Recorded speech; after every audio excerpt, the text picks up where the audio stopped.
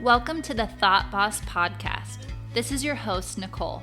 I'm here to show you that all the help you need is already inside of you and that you're far more powerful than you give yourself credit for. I'm glad you're here. Now let's turn you into a thought boss.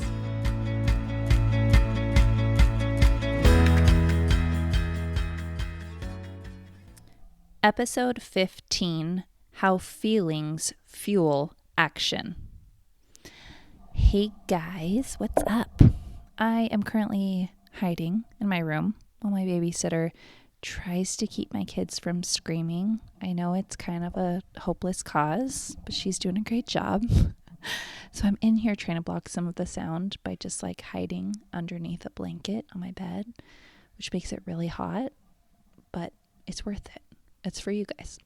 All right, so today I want to talk about feelings and how they influence actions and also why they're so important. I think you're going to learn a lot from today's podcast, and I really want you to take what you learned today and try to really apply it because it can change your life. So I've taught the model in here before, but sometimes it helps to break down just one little piece of it because as simple as the model is, it's just 5 steps, 5 letters. It's also very complicated. We're dealing with emotions. We're dealing with our own human brain, which most of us barely understand. Scientists don't even understand it. And we're also dealing with our memories and other people and languages, language barriers, all sorts of things. So the model can actually get really complicated, which is why I coach on it, because as simple as it is, it's very complicated. So today I want to talk to you about feelings and why they're important and what they do for us and how they influence actions. So in the most basic way, feelings or emotions, just like a one-word emotion, while they're created by thoughts, they're also the link between thoughts and actions. So every thought that we have will create a feeling, and then that feeling will drive an action. And it's not super simple. An action can be something that you do, something that you don't do, a way that you just show up. But our feelings are so important because we are emotional creatures. We are passionate. We love art. We love music. We love drama. We want to feel something. And we are entertained when we see somebody else feeling something. We love to watch movies or reality TV because they make us feel something. Characters who have no feelings are really boring. This is why actors get awards for being so good in the movies, because their emotions are believable. And we really think that anytime that they're good at portraying emotion, they play the part well. They thought all the right thoughts that gave them the emotions that we saw in them. We're not concerned about the thoughts that they're having. We just want to see the emotion so that we can feel it too, so that we can put ourselves in that place and feel the feelings. So even though we give tons of credit to our brain, it's really only a tiny part of the puzzle. Well, it's a big part, but it's a tiny part. When we realize that the only reason that we act or we do anything is because of how we're feeling, then we can start to realize what a big impact our feelings have on us. Our brain creates thoughts, but those thoughts create emotions. Sometimes they're so complex that even from a list of hundreds of emotions, you could not find the feeling that you're having. That would be totally normal. We don't have a perfect language, and the name for our emotion may not even exist in our language. I think it would do us a lot of good, actually, as a society, to come up with more words that describe emotion so that we could tell people how we're feeling, or so that we could just know how we're feeling, because that's powerful.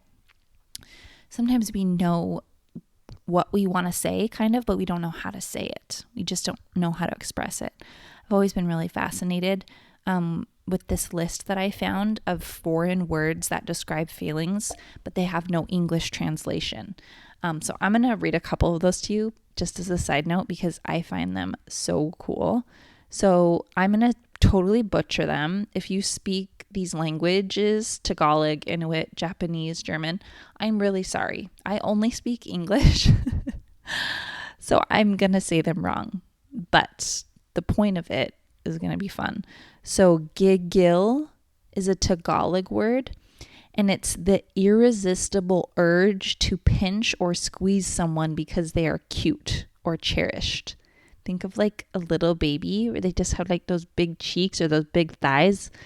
And usually it sounds like, oh, I just want to squeeze you. That's why I like parents. If you're a parent, you're like, I don't actually want to eat my kid, like literally, but like, I just want to eat you up. Like, I just want to embrace all the cuteness of you. That's kind of like what I think this feeling is. Ikt Suarpak. I really butchered that one. It's Inuit, which is like Eskimo, right?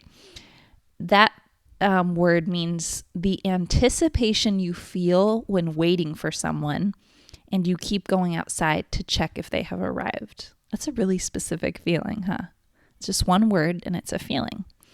In Japanese, natsukashi is a nostalgic longing for the past with happiness for the fond memory, yet sadness that it is no longer.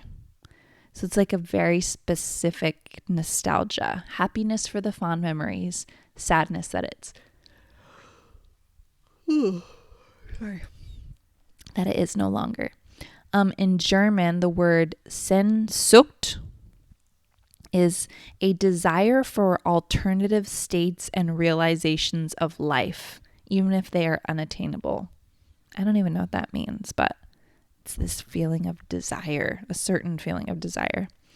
In Thai, Grang Jai is the uneasy feeling you get when someone goes out of their way to help you, but you know it's a hassle. I know that you guys know what I'm feeling, right? Or what I'm saying, because that's happened to you, but we don't have an English word for that specific thing. In Japanese, wabi-sabi, apparently, this is real. This could just be totally fake, but it still gets the point across, right? It's a dark, desolate sublimity centered on the state of lasting only for a short time and imperfection in beauty. You guys can look these up. There's a few more. And I just think that they're so cool because we don't have words in English for these feelings, but they're real feelings. Like in our body, we can feel them, right? I just think they're so fun. So there have got to be thousands of words that we've never even thought of, but that we could use that would be the perfect way to describe how we're feeling. In any case, our lives are made up of feelings. The only reason we do anything is because of how we think we're going to feel when we do that. The only reason we have goals or dreams or desires is because we think we will feel better when we get those things. Lives can be ruined by seeking to feel better in destructive ways, right? This is why people go to drugs and alcohol and sex and other unhealthy like addictions. When you take things to the extreme, they're appealing because of the way that they make us feel, or most of the time they're often because we don't want to feel something, because we're trying to buffer, we're trying not to feel something. So if you're like, people say, I don't drink, but people who drink alcohol will say like it gives them a buzz or it calms them down, it relaxes them. For a lot of people, it's kind of numbing, like they don't have to feel so terrible about their job or their girlfriend dumping them or their dog dying or whatever it is. Those are so cliche, but there's so many other things, right? There's so many negative emotions that we try to hide from.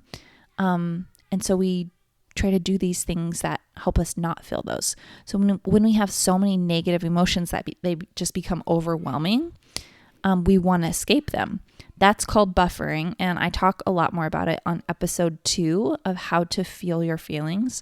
But what I really want to talk about today is the fact that we are primarily emotional creatures, and that we do and don't do the things we do based on how we're feeling. Our feelings affect all that we do and how we energetically show up around other people. Our bodies really are just made up of energy.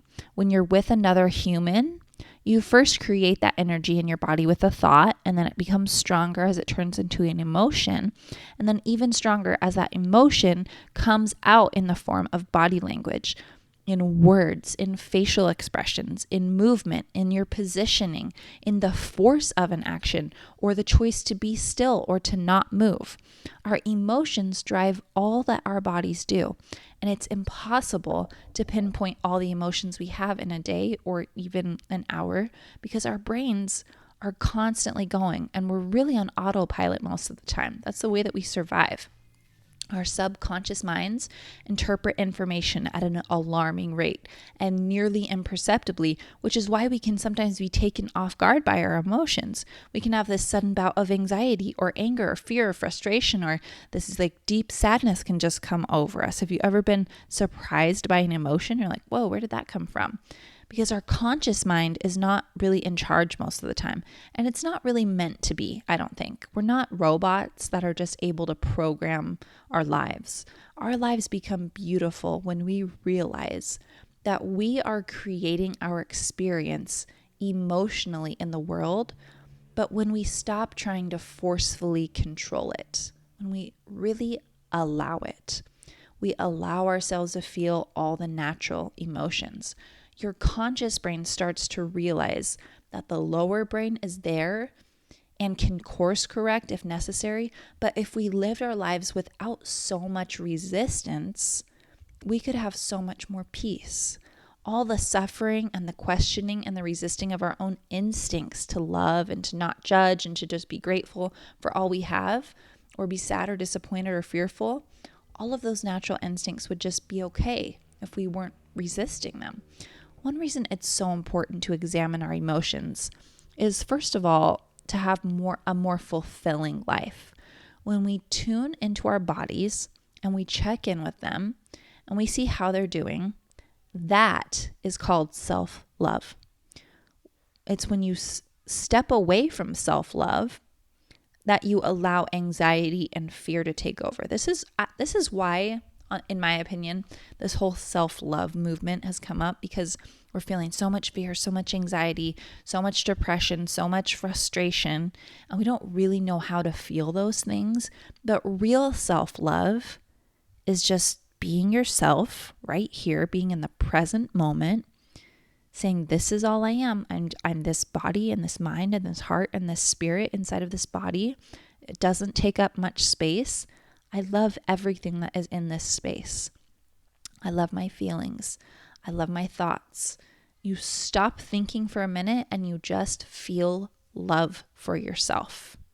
If we realized that those feelings are created by thoughts and we stopped trying to resist them so much, I am really convinced that we would have them less often. Anxiety is so often a feeling that comes as an after feeling, as a judgment feeling. We have a feeling and we don't know what it is, or we think we shouldn't be having it. And so then we have anxiety about feeling the feeling. But imagine if you were having a hard day at work, or someone said something rude or hurtful to you. What if instead of instantly reacting, you took a moment to check in with yourself and you asked, how does this feel? How does it feel in my body? Where am I feeling it in my body? Don't ask why I'm feeling it. Just know that it's there and there's nothing wrong with it being there. Don't worry about being tough or vulnerable or offended or right. You just look at yourself and say, how was my peace disturbed? You find the place in your body where it hurts, where you're feeling it. And then you lovingly place a hand on that part of your body. Your chest, your abdomen, your head, your heart. Then you offer a loving thought. I'm here for you. It's okay for you to feel that way. I understand that hurt. It's okay to feel whatever you're feeling right now. Allow that feeling to be there.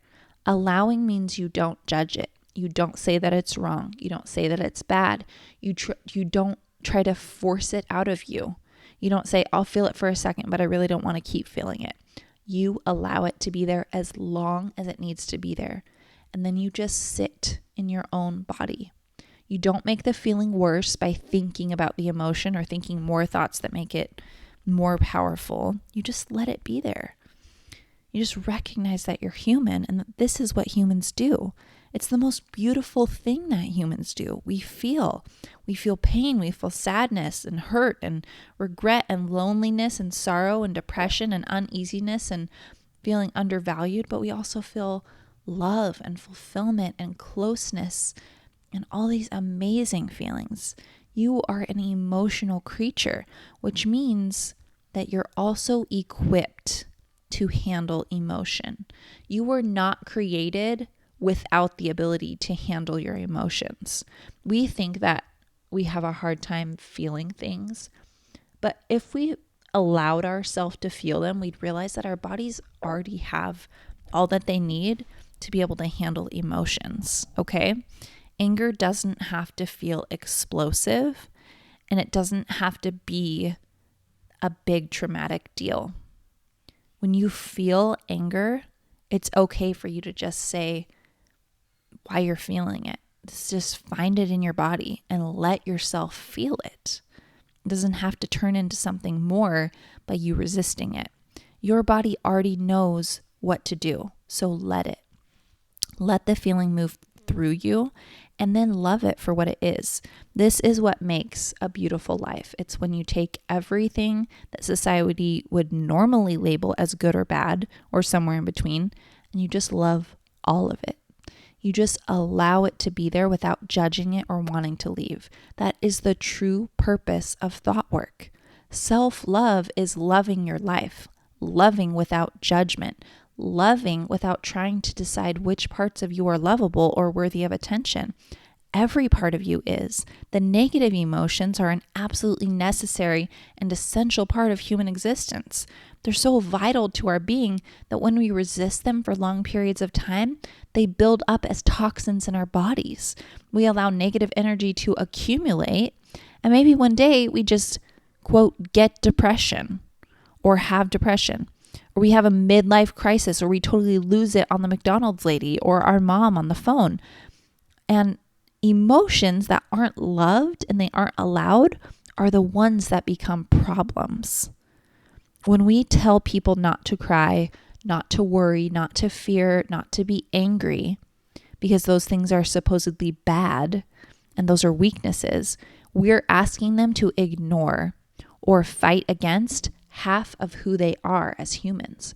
We're asking them to stop allowing themselves to feel because for some reason we think only positive emotions should be allowed, or somehow it means that we're not successful if we're feeling bad, or that we're not good enough if we're feeling bad, that we don't deserve awards and trophies and praises like being tough and being strong. Success has been defined as having overcome something, but we think we have to overcome by never being weak, by never feeling negative emotion, by not allowing it, or that somehow allowing it makes us less than. That means that we're not strong, we're not tough, we don't deserve awards for sticking it out. If we are constantly resisting all that we see as negative emotion, we're really trying to stop tuning into our body. We don't just buffer the negative emotions. We buffer all emotion. We want to be solid and steady and fierce, but we weren't born to be like that. That's not the human experience. So by resisting, we're also stopping ourselves from fully feeling positive emotions. We don't know how to just feel excited or just feel happy or loved or fulfilled. We think we're chasing that feeling, but we haven't been listening to our bodies when it feels bad, so we have no clue how to tune in when they feel good either. By ignoring half of our emotions, we're muting or toning down the other half also, the half that we think we want to feel. But if we allow ourselves to feel deeply all the negative emotions our lives offer, we could also fully celebrate and recognize when we're feeling good and allow ourselves to feel more complete and human.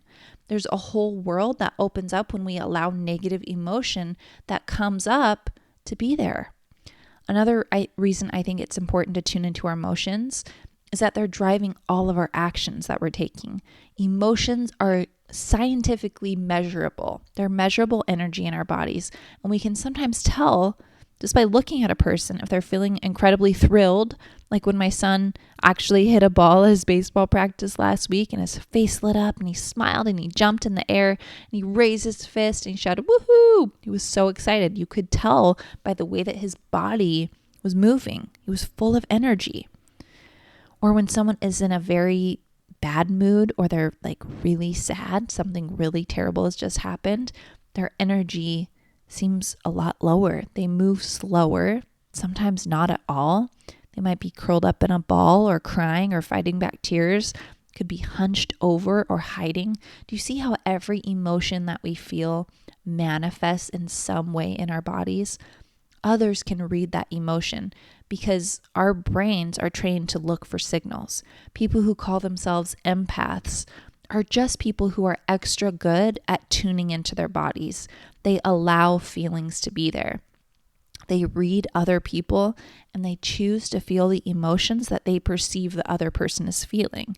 If they are near someone else, they can tune their body into the other person's and feel with them. They can create thoughts that they need to think in order to feel that. Or they just feel compassion or sympathy. Even though all feelings are still created by thoughts, sometimes those thoughts are hard to put into words because our language is imperfect and we don't have all the right words to describe what's going on in our hearts. I don't think we're supposed to, because I think that we are supposed to lead from our heart, from our feelings, and not our heads. When we choose love over any emotion, our actions are 100 times more powerful than with any other emotion. Actions motivated by love can be healing and transformative to another person, or to our communities, to the world. The more deeply we allow all emotions, the better we can feel love and tap into that feeling when we show up in the world and when we serve. When I coach people and I show them the model that they're working from, we'll examine how they're feeling. And then I ask, how do you show up when you feel this way? And sometimes the action is a result of the person resisting emotion. If it's a feeling they don't want to be feeling or they see it as negative, the action is going to reflect their desire to not feel that way. When someone feels inferior, maybe they lash out or they treat their children poorly because they themselves are feeling bad and they don't like that feeling. So sometimes the question is, when this emotion or fear, like anger or disappointment, shows up in your body, what do you do? It's different for everyone and it's going to change from time to time in any one person. There's different variations and flavors of angry, and there's infuriated, there's explosive, red hot. There's different variations of sadness. There's so many: despair, depression, despondent, more than just 4. There's so many different ways to feel anger or sadness or love or joy. They're all going to produce different actions in different people, and also according to whether the person is allowing the feeling or trying not to feel it, whether they're resisting it. Most often when we allow a negative feeling, it actually dissipates and it doesn't really have much effect on us or on what we do, at least not in a way that we don't want to show up. But when we allow positive emotion, this is the interesting thing.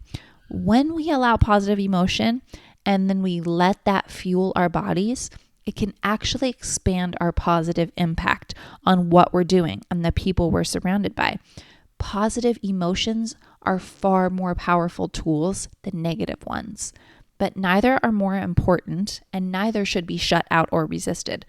Once you recognize that you're an emotional being, there is great power in harnessing your emotions to work for your good. If you know you want to achieve a goal or change a habit or just be more a caring, loving person or more confident or productive or enthusiastic, feelings can happen spontaneously in us, but they can also be created. We can use the power of our own brains to create sentences in our mind that create the productive feelings that we want that will fuel our actions.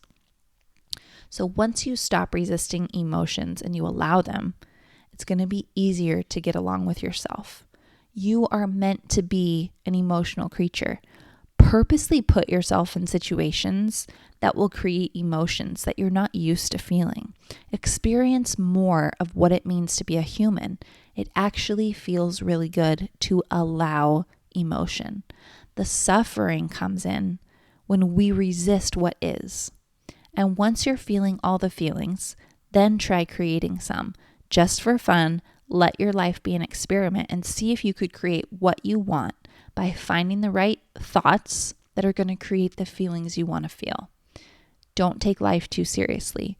Don't allow cultural norms for your gender or age or status to declare what is okay and not okay to feel. Just allow yourself to be human and feel all the feelings. Tune into your body and your heart and love yourself. Love your feelings. Love your thoughts. Love you being human exactly as you are right now. Feelings are the most powerful kind of energy. Anything you want in your life can be created by a feeling. I love you guys. I'm so glad you're here today. If you have questions or you want to check in with me on Instagram, I spend a lot of time over there. So just message me or comment on one of my posts. I love to coach on Instagram, just quick little things. If you want, you can also sign up to be coached by me for free for 1 hour. It's a consult call. You will see how powerful coaching is. I will help you to feel your feelings. I will help you to recognize how beautiful your life already is and that you don't actually have to change anything in order to feel better. I promise you that better feelings are within reach, but that you don't have to only feel positive emotions to feel better. I know it sounds backwards, but a fulfilling life is totally available to you right now, with all the things that you think are bad and all the things that you think are good. If you want more of this, jump on a consult call with me. You can also check out thoughtbosscoaching.com and sign up for a free consult there. I cannot wait to meet you. I love the work that I do. I love helping people feel exactly how they want to feel. And I love helping them allow their lives to be exactly what it is without resisting. It is so much better for you. It's just healthier, but it also feels better too. And once you start feeling, then you're like, wow, I'm really powerful. I could totally create whatever I want using the model. It's amazing and it's awesome. Okay, I will see you next week. I have a whole list of podcast episodes that I want to record. I'm so excited to bring all of them to you. There is so much value coming for you. I love you guys. See you next time. Bye.